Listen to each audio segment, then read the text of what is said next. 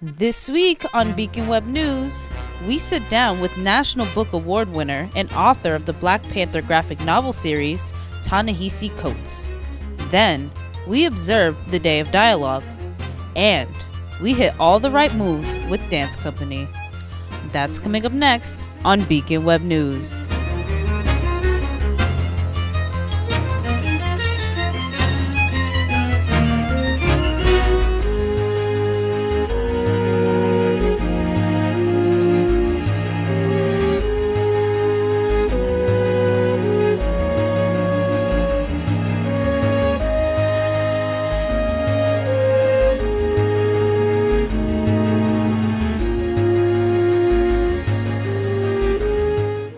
Hello and welcome to the November 14th episode of Beacon Web News. I'm Julia Texera.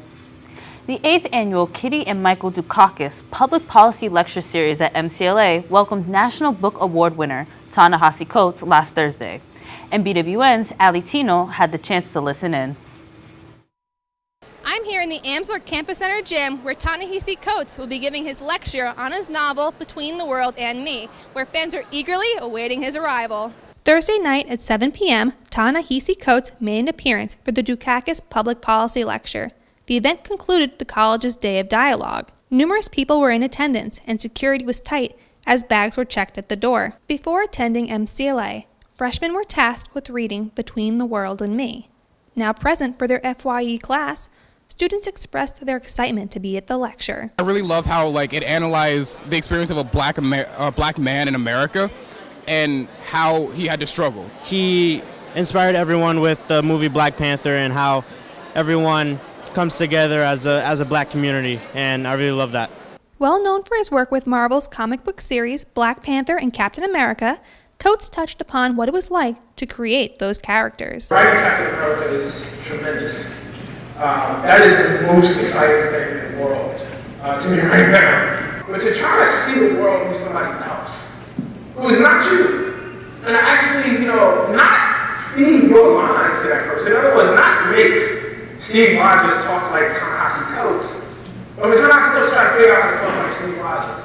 I got the chance to sit down with Coates to understand why he believes individuals have gravitated so heavily to characters present in Black Panther. I try to write my heart out, but you're talking about, I think at the time that it came out, it was the biggest Marvel movie ever and one of the biggest movies ever, period. So I think a lot of people saw that on screen, and the world was built in such a way and was so lively that I think a number of readers just followed it in. Plus the suit is cool. While discussing his work Between the World and Me, Coates reflected on how his views are ever changing and how grateful he is to everyone who came out to view the lecture. When you write a book, you don't know if anyone's going to care or anyone's going to like it at all or anything. So to be in a situation where a university feels that it's so important that they would tell their kids that they got to read it, and hopefully for some portion of those kids, maybe not all of them, but if only 10% of them actually appreciate the book and come out to see the author, I mean that's not a small thing.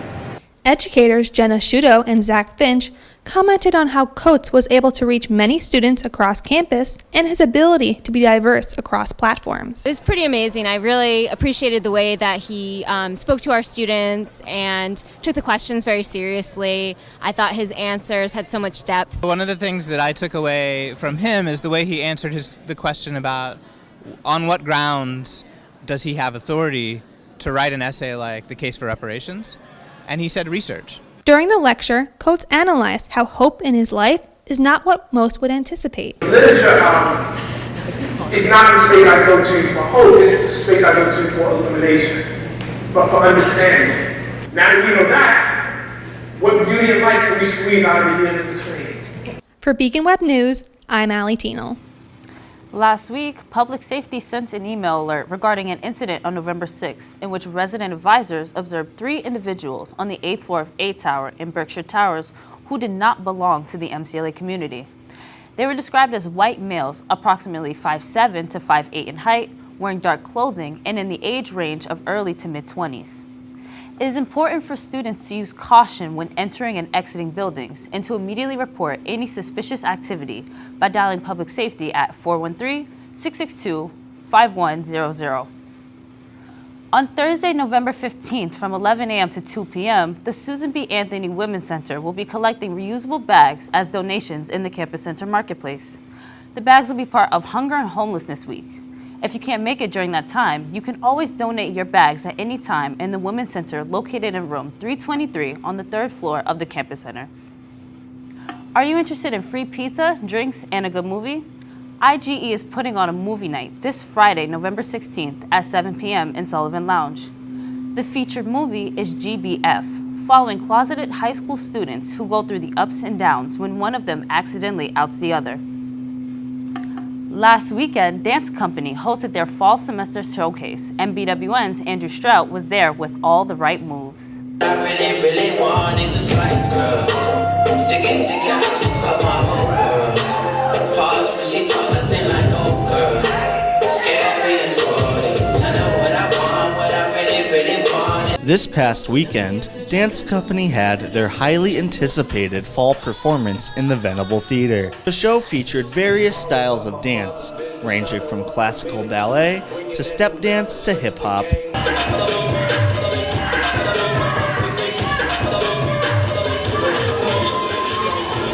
Alongside Dance Co., there were guest performances by the Allegrettos, the Berkshire Dance Theater, and Nexus. The audience was floored by the show, and I think it's absolutely something worth seeing. It's been wonderful so far, such power and beauty and creativity in these dances. Cara Fusco takes us through the process of choreographing her own dances. You have to know what style you want to do, and then from there you pretty much just propose to Dance Company like what your dance is, and then everyone just gets together, whoever wants to do it, and then everyone just dances.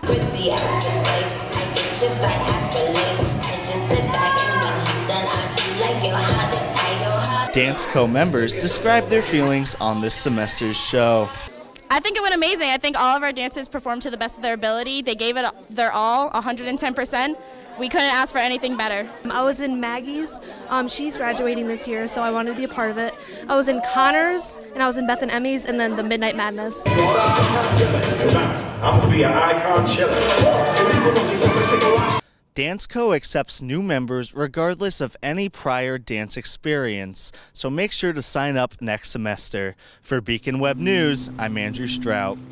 On November 8th, the North Adams City Planning Board approved the renovation of 51 apartments at Greylock Works.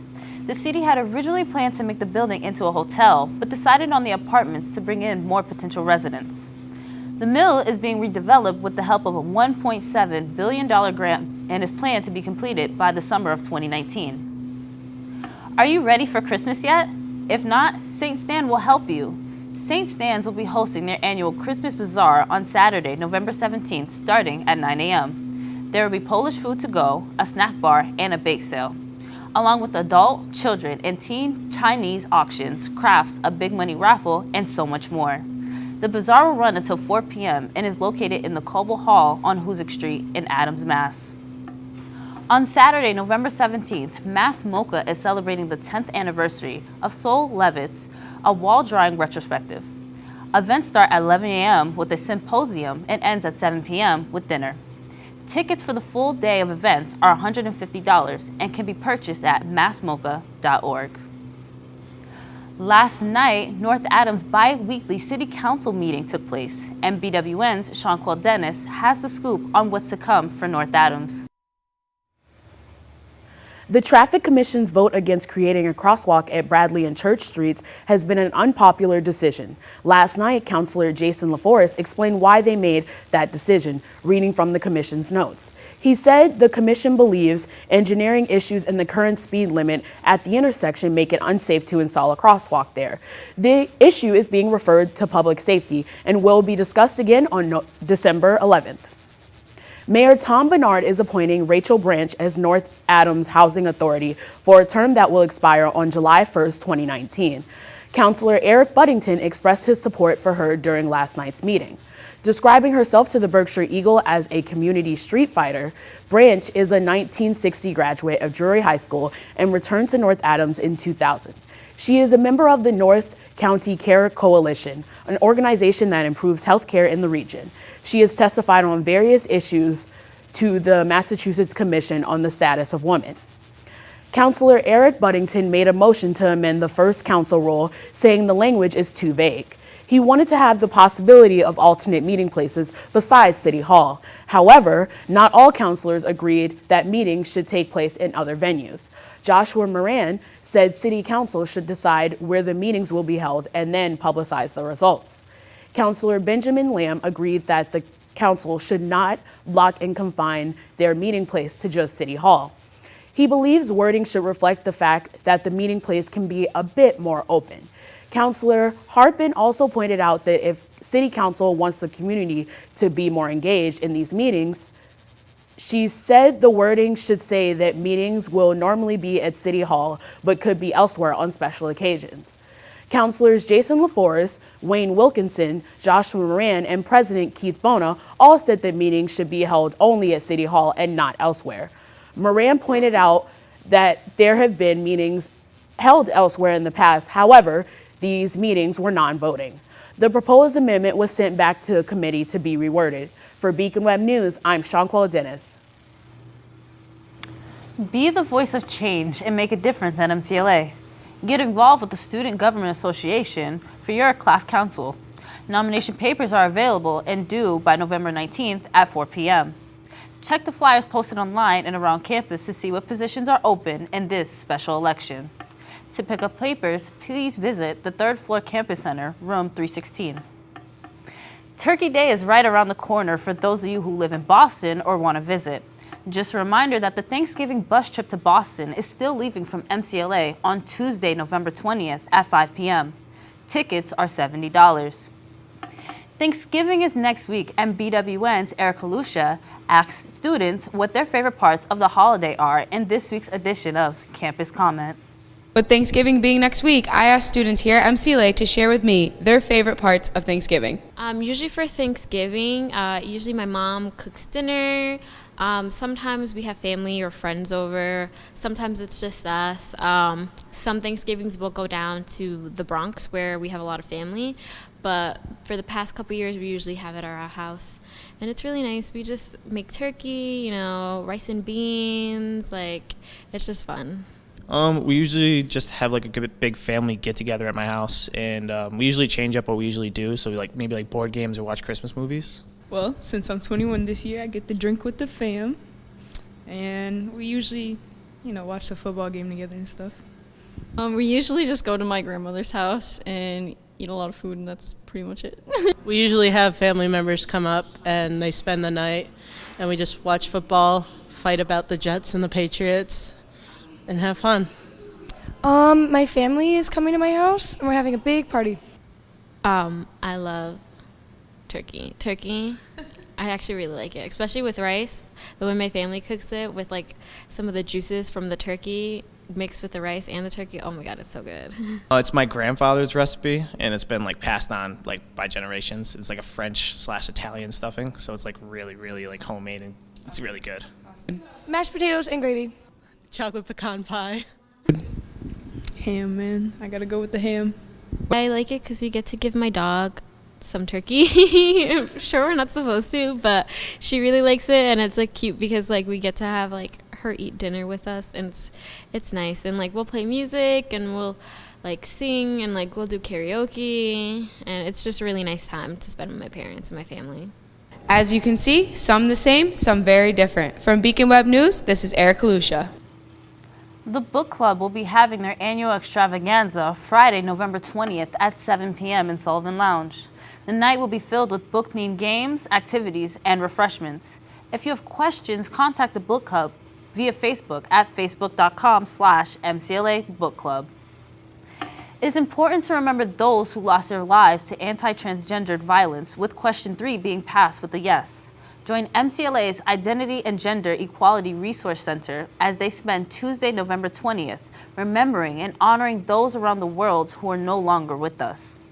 Join them in the Campus Center Marketplace at 11 a.m. Speaking of question 3, on this week's edition of Take Note, Andrew Bolarjan provides his take on what a yes vote means for the MCLA community.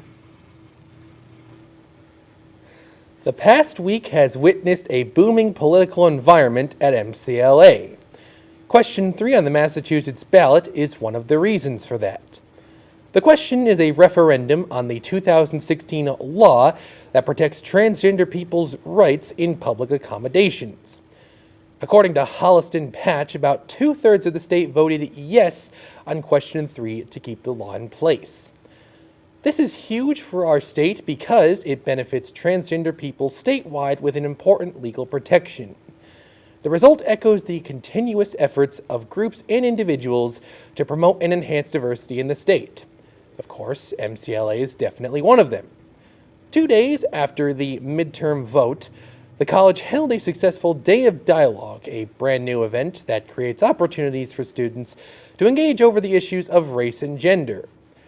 While this Day of Dialogue did not focus exclusively on transgender people, the concept of a day dedicated to open discussion about subjects such as social justice, equity, and inclusion fits nicely alongside question 3's passing. Over my nearly 3.5 years as an MCLA student, I can't help but notice that the rights of transgender people are no longer exactly a fringe issue on campus. I've seen more and more discussions about proper usage of things such as they, them pronouns, gender-free bathrooms, and the separation and proper identification of terms such as sex and gender. The passing of question 3, more than anything, will bring such discussions to a much broader audience outside the campus. However, this alone is simply not enough. Now, the focus must go towards educating this broad audience about the aforementioned discussions. Additionally, we must address those who oppose these concepts because they follow old barbaric logic such as, well, there are only 2 genders, or transgender people are mentally confused, or, something to that extent. We can't approach that issue with violence, of course, but we can definitely do so with words and numbers. Voting yes on question 3 is a great first step, and having events like the Day of Dialogue is a great follow-up. Let's hope this trend continues for years to come. Thank you, and make sure to view Beacon Web News next week for another edition of Take Note. The town of Adams has landed itself in hot water with the State Department of Environmental Protection. Mandated to make nearly $1 million in upgrades to their water district, the money will be used to install chlorine injection systems at all of their pumps. The deadline to complete the project is December 31st. Water District Superintendent John Barrett has been adamant that the deadline is unrealistic due to required permitting. One benefit, however, will be the new monitoring system. Rather than relying on a phone system to notify about issues at the pump stations, planners are considering radio and internet-based communications. Right now, it is unclear as to what possible fine the town may receive.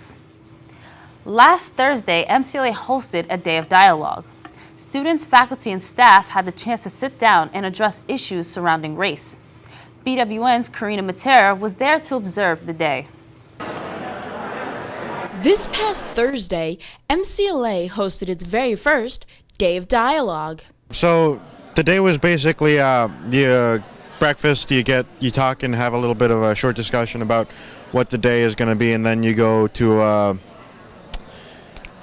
like a seminar about race and how it affects how we view the world or something to that effect, and then have lunch, go to another seminar about something along the same lines, and then there's a speaker at the end.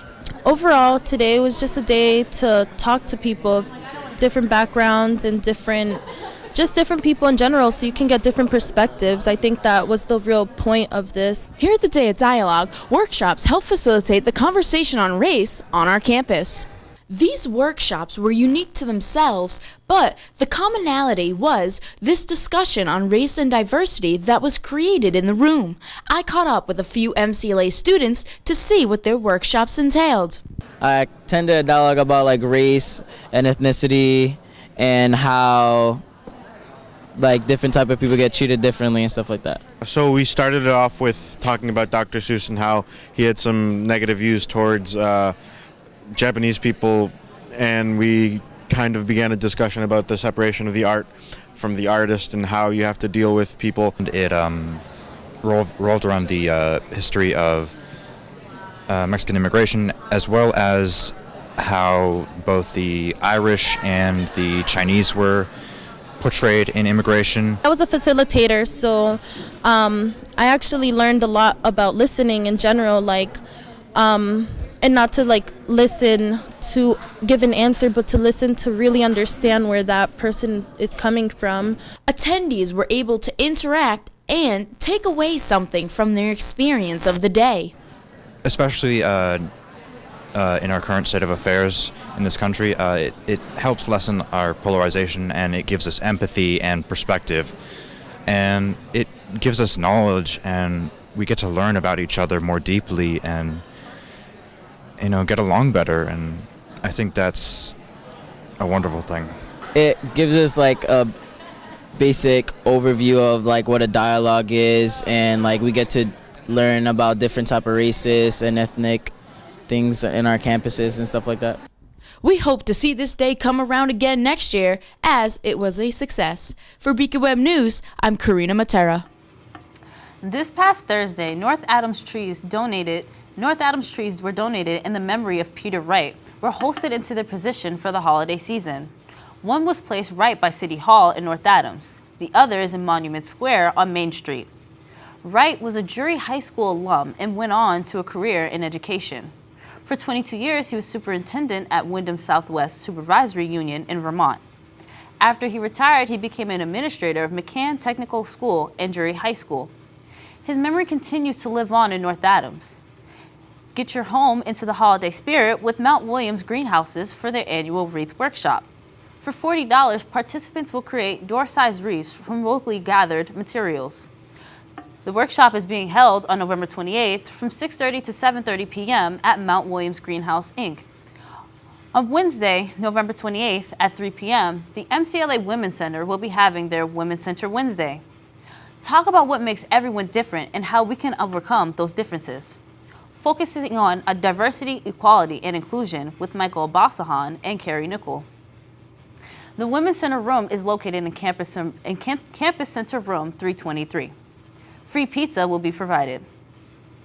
We're happy to introduce a brand new segment for Beacon Web News, in which we look at fascinating students who make up the student body at MCLA. Sean Dennis sat down with Junior Fabi Street for this week's student feature.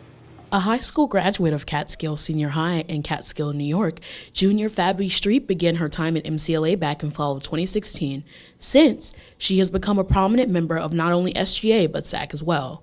We talked to her about what inspired her to get involved freshman year. What inspired me was I have been doing a lot of service and volunteering all my life, and I really wanted to get involved on campus. And my freshman year, my first semester, I didn't do anything, and I was very bored, so I wanted to get more involved, and SGA was my starting point, so I figured start there and then grow from there.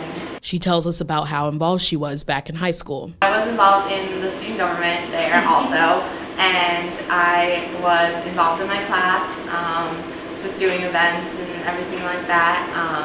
I was very heavily involved in all my theater stuff, and I came in a fine performing arts major. Part of the Student Government Association, I'm the Senate chair, and I do a lot for SGA. I love SGA, it's my favorite. And I'm also involved in Student Activities Council.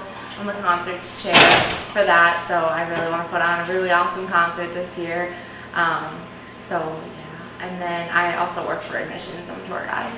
I want to have a really awesome concert because I haven't had one yet. My freshman year, we had our comedian Pete Davidson, and then we had a homegrown event last year for my sophomore year.